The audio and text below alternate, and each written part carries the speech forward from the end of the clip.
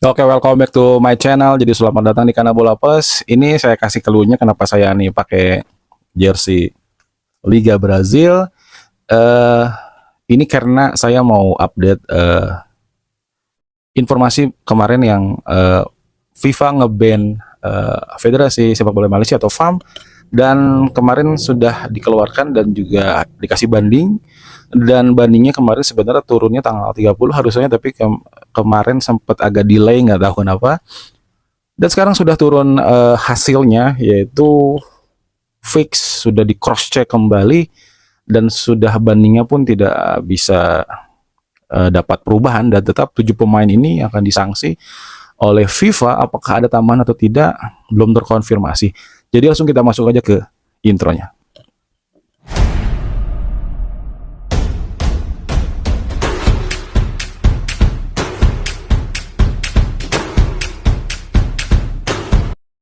Oke, jadi seperti sesuai judul di atas bahwa FIFA menolak banding dari FAM atau Federasi Sepak Bola Malaysia. Ini saya bukan latah-latahan ngikutin tren gitu ya, dan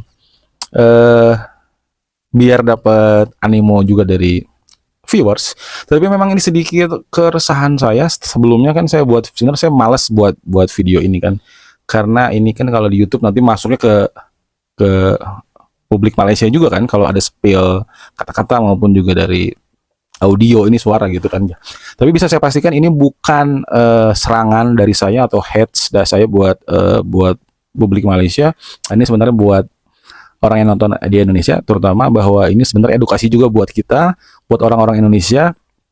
Jadi kalau kemarin saya buat video itu sebagai attack saya atau serangan balik saya buat orang-orang yang sebelumnya pada saat kejadian mereka di ban oleh FIFA, tiba-tiba ada pejabat di sana yang bikin story bahwa ada, mereka mengutip atau menotip ada ketum PSSI kita Erick Thohir, dan juga ada foto lain di slide berikut adalah Presiden kita Prabowo Subianto, bahwa ya kasus yang mereka sekarang terima adalah ada keterkaitan dari kedua orang tersebut gitu, artinya menunjuk kepada Indonesia gitu ya, terutama artinya sedikitnya ada campur tangan Indonesia gitu secara tidak langsung, tersirat maupun tidak tersirat, meskipun tidak menulis nama kedua orang tersebut, tapi foto sudah pasti menjadi spotlight kan, dan akhirnya dimakan oleh netizen di sana gitu. Dan ya kalau saya mau objektif ya, netizen di sana di Malaysia sama dengan netizen Indonesia juga, banyak SDM rendahnya yang gampang kepancing, gampang ke-trigger, gampang menerima berita hoax gitu. Apalagi di Indonesia ini yang gampang dengan murahnya kuota, makin murah makin gampang orang ngetik, apalagi HP juga sekarang udah banyak, HP-HP Cina, jadi nggak mikir dua kali lagi, nggak tering aling-aling, langsung aja suka nggak suka heads langsung, nggak ngelihat umur, nggak ngelihat siapa yang dia lihat yang harus dikomen gitu, dengan bahasa yang santun, bahasa yang lebih apa ya, lebih santai, ramah gitu, tapi langsung to the point, straight to the point. Nah ini sebenarnya kalau melihat dari kelakuannya mirip-mirip lah gitu. Jadi saya perhatikan di Malaysia juga kayaknya mereka gampang ngambil ya itu gitu. Jadi nggak lihat dulu nih apa ya, misalkan dari pihak mana, dari satu pihak gitu, dari berita satu berita dua dibandingkan dulu. Jadi mereka langsung makannya berita tersebut karena mereka yakin berita itu datang dari orang besar di sana, artinya dia yang setiap hari dihormati, yang dipercaya dan dijamin garansi keaslian beritanya, tapi ternyata itu adalah hoax semua gitu kan. Buat orang-orang atau netizen Malaysia yang nyerang Erick Thohir, yang nyerang Prabowo Subianto, Presiden Indonesia, juga Ketum PSSI, dan sekarang akhirnya terjawab sudah, bukan Indonesia yang punya campur tangan dengan mereka yang disanksi gitu. Terus mereka yang menghujat, yang menyerang kedua orang ini ya, Erick Thohir dan Prabowo Subianto, ada di mana sekarang? Apakah mereka diam, apakah mereka ngumpat, atau mereka klarifikasi, atau mereka minta maaf? Kan nggak ada juga. Jadi seperti netizen Indonesia juga gitu, mungkin banyak buzzernya, mungkin banyak akun-akun bot, mungkin akun-akun apa ya, akun-akun cloningnya gitu. Jadi ya mereka yang gampang dan nggak suka aja sebenarnya, bukan yang orang yang paham bola. Saya pikir juga netizen Malaysia juga sebenarnya sama kayak Indonesia lagi gitu. Bukan saya banding-banding atau mau nyamain, pasti yang paham bola juga banyak, dan saya juga sempat lihat berapa kanal di sana juga banyak juga yang kalau orang yang ngerti ya langsung ngebahas, dilihat dulu, dicerna dulu ini dari mana dan nunggu keputusan. Jadi kalau yang paham bola enak pembahasannya, dan yang malah yang ngerti suasana di sana sepak bola di sana langsung, oh, dia bisa bisa kasih kode tersirat bahwa sebenarnya orang-orang ini yang punya campur tangan gitu. Kenapa bisa di ban, bukan malah menyalahkan dari pihak luar gitu. Dan mungkin ini intermezzo yang agak terlalu panjang, jadi saya juga nggak mau bahas-bahas yang sebelum-sebelumnya ya, karena meskipun banyak netizen Indonesia yang mampir ke sana, ke semua akun-akun Malaysia silaturahmi bahasa kita itu ya, tetap aja nggak ada yang mau ngaku salah dan minta maaf, dan mereka mikir mereka benar gitu, dan mereka malah menyalahkan netizen Indonesia kenapa mereka jarang duluan gitu, maksudnya netizen Indonesia gitu ke mereka gitu, yang mereka yang ikut campur dengan urusan di lingkaran mereka gitu. Tapi kan ini sebenarnya karena kita di spill duluan kan. Kalau urusan perang di medsos itu udah sering dulu zamannya waktu kita zaman AFF gitu, dengan Thailand, dengan Vietnam yang sering banyak drama-drama juga kan, kita perang juga di medsos kan gitu. Sekarang ya dengan siapa lawan ya kan, sekarang Malaysia yang nyepil ya kita wajib membela harkat martabat warga negara Indonesia gitu kan. Tapi di luar pembahasan itu saya cuma mau kasih sedikit informasi gitu ya. Apa yang terjadi di Malaysia gitu akhirnya kan terungkap juga ke publik, meskipun banyak sebagian dari netizen Malaysia yang masih berpikir mereka benar dan mereka itu nggak salah, dalam artian 27 pemain ini emang sah sudah menjadi warga negara Malaysia. Sebenarnya ini harus dipahami satu sama lain dan keterkaitan, dan yang harus kita lihat juga gitu. Mungkin kita melihat begini, aturan di setiap negara itu pasti berbeda-beda dalam bidang, contohnya ini proses naturalisasi. Mungkin saja di sana atau di beberapa negara termasuk mungkin di Malaysia prosesnya mungkin cepat, mungkin nggak harus tinggal atau stay dulu di negara itu, dan prosesnya nggak masalah selagi mungkin ini menjadi percepatan. Ini menurut versi saya, tapi kalau misalkan ada beda tolong dikasih tahu di komentar misalkan, atau dijelasin juga.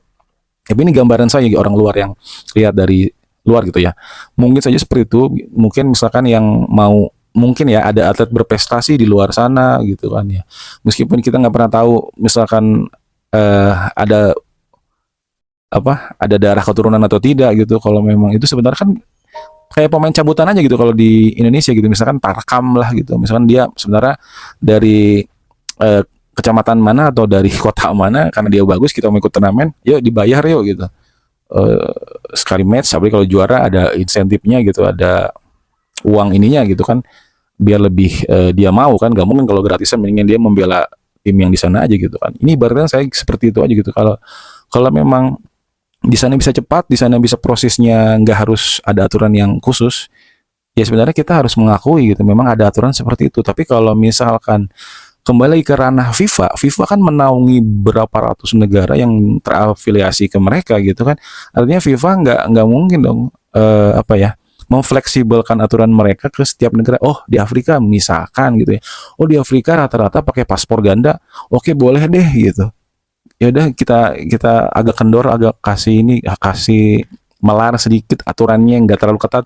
Oh mungkin di Eropa lebih modern, lebih tertib, lebih rapih gitu. Oke, kan nggak gitu juga gitu. Kalau gitu sama aja nanti gampang dicurangi gitu kan. Artinya FIFA dia bikin aturan untuk semua negara yang ada di bawahnya gitu, yang dia afiliasikan gitu. Jadi sebenarnya nggak ada tawar-menawar lagi. Ini sebenarnya pelajaran saya waktu saya tahu sepak bola gitu.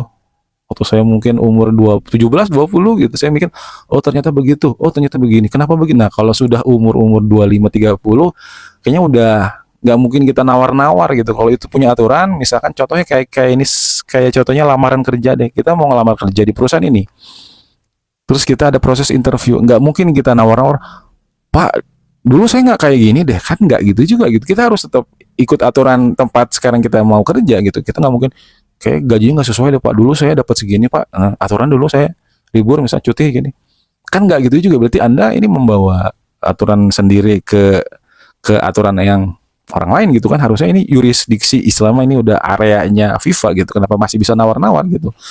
Agak sulit bisa dicerna sih kalau misalkan apa yang saya lihat netizen Malaysia masih kayak gitu, terus juga pejabat-pejabatnya masih ngomong kayak gitu juga. Ini kayak satu doktrin yang dari atas sampai bawah tuh suaranya sama, cuman beda-beda reasonnya aja, alasannya aja gitu. Jadi kenapa sih masih ditutup-tutupin, kenapa masih dibela-bela? Harusnya itu kalau kita udah di negara berkembang dan maju gitu, oposisi itu porsinya harusnya memang lebih besar sih, nggak cuman paling kecil gitu yang cuman kasih suara terus ngilang gitu. Ya kalau memang kita perlu oposisi, terutama di sana di Malaysia, ya kayaknya strike banget nih kalau ada yang mau ngomong beda tuh takut gitu. Kalau mau ngomong sedikit nggak sama-sama mayoritas tuh takut disalahin, mungkin takut kena hukuman, takut kena undang-undang. Kalau memang ada ya wajar sih kenapa mereka tuh strike semua. Jadi mereka tuh kalau saya lihat berubahnya, ada beberapa podcast atau juga ini ya kanal bola, mereka berubahnya tuh ya sesuai dengan hasil gitu. Dan ada yang bukan sedikit ini ya mereview gitu kan, awal-awal tuh nyerang Indonesia lah ya, Erick Thohir, Presiden Prabowo, terus juga nyebut-nyebut Konoha gitu-gitu, nyebut-nyebut Indonesia dengan satir, dengan sindiran gitu kan, campur tangan atau apa, tidak suka iri. Tiba-tiba pas bandingnya kemarin sempat ditolak, mereka berubah lagi. Oh ternyata kenapa memalukan ini. Gampang sekali berubah sifat mereka gitu. Kenapa nggak cross check gitu, check and recheck dulu gitu? Kenapa nggak? Harusnya mereka teguh dong. Kalau mereka pikir itu benar, dukung terus gitu kan. Kalau memang ternyata gampang berubah juga gitu dari warga Malaysia sendiri pun gitu ya. Meskipun saya lihat orang yang paham bola juga dari orang Malaysia banyak, yang sebenarnya mereka tahu juga dari awal banyak, cuman yang nggak semasif yang netizen ini yang rame, yang sebenarnya nggak jauh beda sama orang ini. Saya dikit-dikit gelombang suara ini banyak juga kan yang kemarin ya, waktu saat Patrick Kluivert out, banyak out, terus berubah lagi Erick Thohir out lagi gitu. Padahal ya saya kata itu gelombang dari mana, apakah buzzer atau memang organik gitu ya. Kembali lagi masalah ke hasil yang kemarin ditetapkan. Jadi FIFA akhirnya menolak banding dari FAM, tapi FIFA dipersilahkan lagi. Nah ini saya mikir juga kenapa sangat baik sekali FIFA ini kepada Malaysia. Apakah dia punya kantor sekjennya ada di Malaysia gitu, atau karena kemarin baru juga jadi tuan rumah KTT ASEAN gitu. Ini cocokologi aja ya. Apakah memang Malaysia punya porsi yang lumayan kuat gitu? Kayaknya enggak juga sih. Beda waktu Indonesia kena ban 2 kali ya. Waktu itu ada breakaway leagues, dan juga yang kedua campur tangan atau intervensi Menpora ke PSSI yang menyalahi statuta FIFA itu kan. Kayaknya langsung dihukum deh 2 tahun atau 3 tahun gitu. Dan nggak tahu nih apakah dulu ada drama atau enggak gitu kan. Waktu itu juga media sosial nggak semasif sekarang gitu, nggak seramai sekarang, nggak gampang diakses juga. Jadi kayaknya cuma dapat berita dari mungkin media cetak, koran bola atau berita bola gitu kan, nggak sekonkret atau yang kita tahu sekarang yang gampang diakses dan gampang juga digoreng oleh media-media online juga gitu kan, buat dia dapat engagement gitu.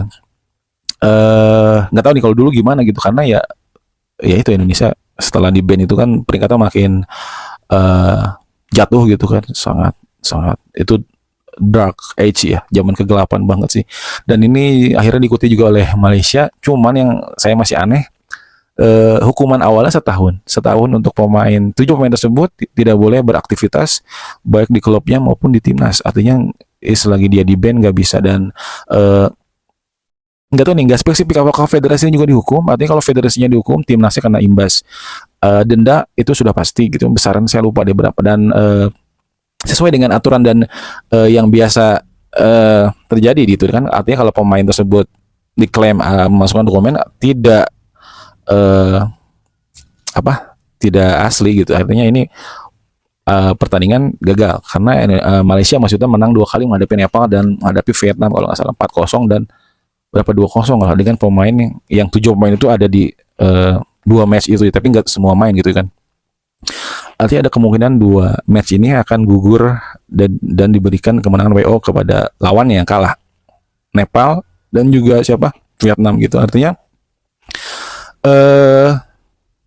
Malaysia akan menghadapi masa-masa sulit, di luar nanti apakah ada hukuman tambahan gitu. Harusnya sih kalau buat saya, kalau ini istilahnya kayak ada anak di sekolah kalau ngeyel udah dikasih tahu ngeyel, harusnya hukumannya sih ditambah ya, bukannya diperingan ya. Alih-alih dia minta ringan tapi ternyata pembuktiannya nggak jelas, nggak sesuai, harusnya sih hukumannya ditambah ya, minimal 2 tahun lah gitu, atau maksimal 3 tahun sampai 4 tahun. Tapi nggak tahu nih, tapi ternyata FIFA masih lagi baik kepada Federasi Malaysia ini, Tofam. Silakan misalkan kalaupun masih mau banding, mengajukan ke lembaga arbitrase atau kita sebut CAS gitu ya.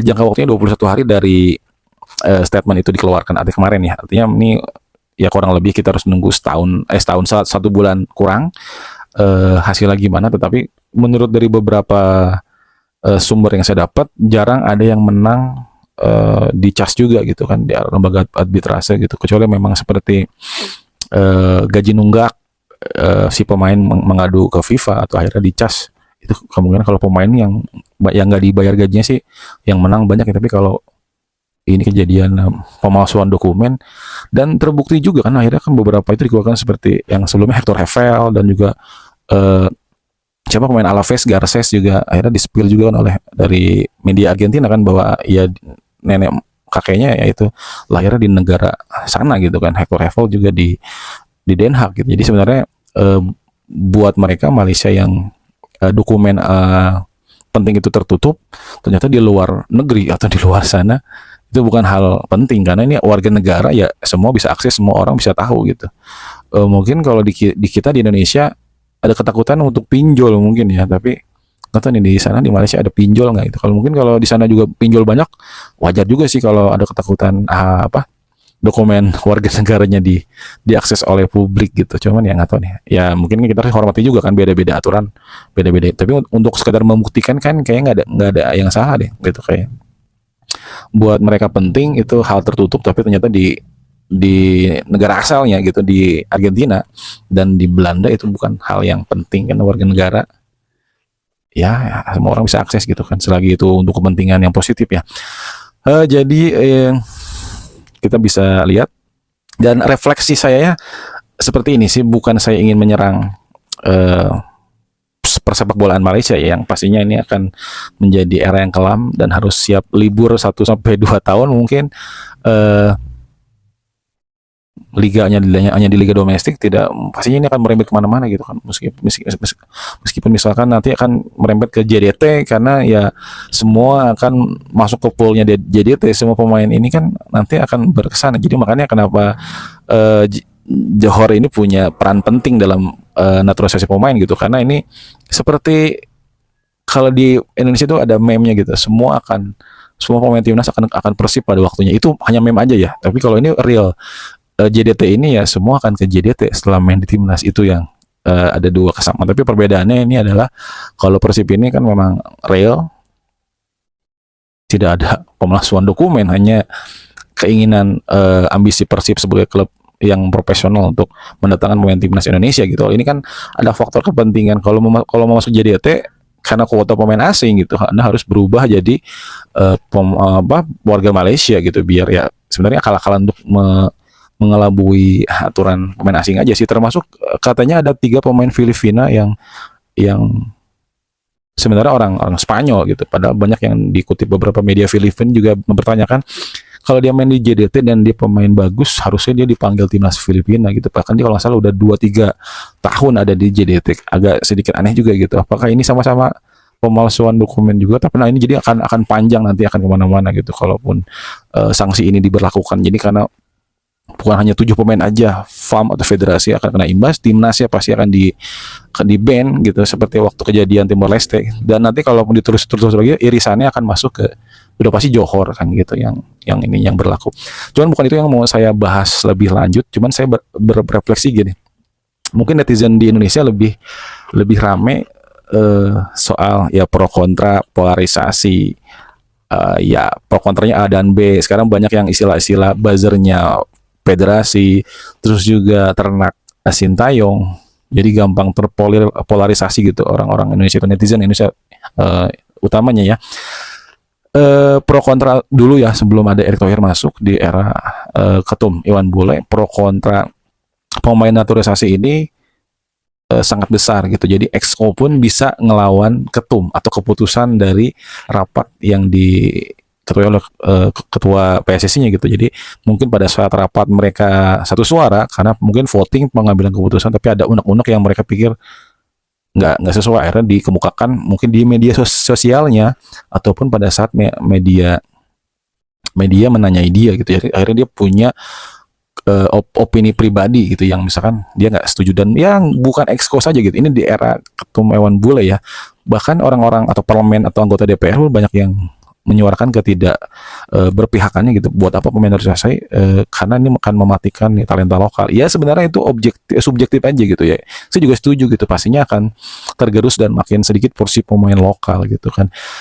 Cuma lihat dari prosesnya yang saya bilang, saya meskipun sekarang agak sedikit banyak mengkritik federasi dengan hasil kemarin dan juga sekarang ketum Erick Thohir yang ya sedikit agak ini ya, nggak segercep kemarin ya, nggak saat seperti yang Bang Arya Sinulinga bilang gitu. Tapi saya acungi jempol untuk PSSI di era Erick Thohir, ya Thohir, Arya Sinulinga dan juga timnya gitu dalam memproses, terutama dari sebelumnya, dari eranya Bang Hamdan Hamedan gitu ya. Kita bikin ada list pemain keturunan dari semua atlet diaspora Indonesia, terus spesifik ke sepak bola gitu. Jadi akhirnya diajak ngobrol, ditawari, terus diajukan untuk dipilih dan berproses diseleksi gitu. Jadi itu yang saya lihat ya lebih ini ya, lebih smooth ya. Jadi kayak kita tuh kalau dengar dari alur proses itu kayak oh begini dari Bang Hamdan ya, dari ya. Terus mengajukan, terus juga ke Menpora, baru kalau udah oke akan diproses, urus dokumennya, terus diajukan pada rapat komisi gitu. Jadi terus juga sebenarnya kan roots itu akarnya harus tahu juga, dan ini sebenarnya udah di spill juga sama semua netizen Indonesia, baik yang ada di Indonesia sendiri maupun ada di luar sana. Misalkan dia tahu oh misalkan rumah dia di sana dekat dengan talenta keturunan Indonesia yang bagus mainnya gitu, di spill dia main di mana, maupun di amatir, di liga remaja, di liga universitas misalkan ini talenta gitu, nanti akan dimasukkan mungkin di bank datanya gitu kan. Akhirnya nanti kalaupun nanti berprogres, akhirnya dilaporkan juga ini ada bakat juga gitu. Lebih alami sih kalau yang saya lihat. Jadi seenggaknya kita tahu gitu, minimal informasi dari netizen dulu yang mensepil, lalu diproses juga oleh mungkin staf dari kemarin Menpora ya, Bang Hamdan gitu-gitu. Kayak lebih enak gitu ngelihat tuh. Tapi meskipun di luar tadi ya pro kontra, ada yang nggak setuju proses ini, ada yang nggak suka, ada yang kalau bisa di stop, kalau bisa dikurangi tiap tahunnya gitu. Karena kemarin kan sangat ini terus kan di era Erick Thohir kemarin yang sangat berapi-api ingin lolos ke Piala Dunia gitu. Kita aja masih kayak gitu pro kontranya sangat ramai, sangat. Jadi kalau mungkin orang luar lihat separah ini gitu, maksudnya pro kontra pemain naturalisasi ini gitu kan. Tetapi buat kita yang pikir ini kayaknya terlalu ini deh gitu, terlalu ribet, terlalu sulit gitu. Tapi ternyata di luaran sana gitu, kejadian yang dialami oleh Malaysia, mereka lebih satset kalau menurut saya, yang seperti yang disebutkan oleh Bang Arya Sinulinga gitu. Satsetnya Arya Sinulinga adalah prosesnya misalkan dari rapat komisi sampai sumpah harusnya 1-2 minggu, dia bisa kejar 3-5 hari gitu kan. Nggak perlu lagi keharusan harus sumpahnya di Indonesia, bisa di KBRI atau kedutaan yang ada di negara masing-masing gitu. Satsetnya Arya Sinulinga sih PSSI kayak gitu. Tapi itu buat kita udah apresiasi kan, karena kita selalu mikir wah ada yang mau diproses nih gitu kan. Misalnya kita udah dapat listnya nih, netizen udah tahu nih 2-3 pemain ini oke nih akan diproses kapan ya. Terus juga diajukan, terus kita tahu ternyata oh akhir bulan ada reses dari komisi ini, kita harus nunggu. Kayaknya nggak masuk deh ke FIFA Matchday gitu. Jadi tuh kita tahu alurnya gitu semua netizen Indonesia. Bahkan kayaknya ini kita jadi makanan setiap bulan gitu. Kalaupun ada pemain yang akan disepil untuk diproses ya, nggak tahu apakah di sana terutama di Malaysia kayak gitu nggak sih netizennya, apakah mereka tuh nggak merasakan apa yang kita rasakan, tiba-tiba surprise gitu kan, oh ternyata nih kita punya pemain ini, 3 pemain baru nih akan disumpah, akan diproses. Ya saya nggak tahu ya apakah di sana kayak gitu atau memang sebenarnya mereka juga tahu nih, seperti yang dibilang oleh Rovren ya, ada 27 atau 25 gitu di pool ini, dan baru proses itu 7, dan sebenarnya akan diproses lagi gitu untuk yang berikut, tapi karena sekarang udah ketahuan dan di-ban oleh FIFA gitu, apa proses lanjut atau tidak. Tapi buat saya kalau memang itu asli pemain keturunannya asli, dokumen asli sih, buat saya proses aja gitu, nggak harus nunggu di ban sama FIFA gitu. Tapi kalau memang itu mencurigakan ya nggak tahu juga gitu, mendingan diantar-antarin dulu kan. Ya makanya buat netizen Indonesia dan juga mungkin ada netizen Malaysia yang nonton, apakah kayak gitu nggak sih di sana di Malaysia gitu? Di Indonesia ini ya kita tahu gitu prosesnya, setidaknya gitu ya. Contohnya seperti Raja Nainggolan lah. Dulu saya tahu waktu saya zaman SMA deh kalau nggak salah, sampai saya kuliah ini ada talenta dari Belgia, tapi dia keturunan Indonesia yang trial di Piacenza gitu. Dulu saya berharap dia main Indonesia, tapi kan nggak mungkin. Waktu dulu kita masih agak sulit ya untuk mengajak, karena ya timnas Indonesia nggak semagnet sekarang gitu, meskipun belum besar-besar juga. Kan ini besar karena animo dari viral aja kan. Sebenarnya ya mainnya masih ya seperti yang Alex Paxtur bilang gitu, karena agak mustahil peringkat 119 dunia bermimpi untuk lolos ke Piala Dunia.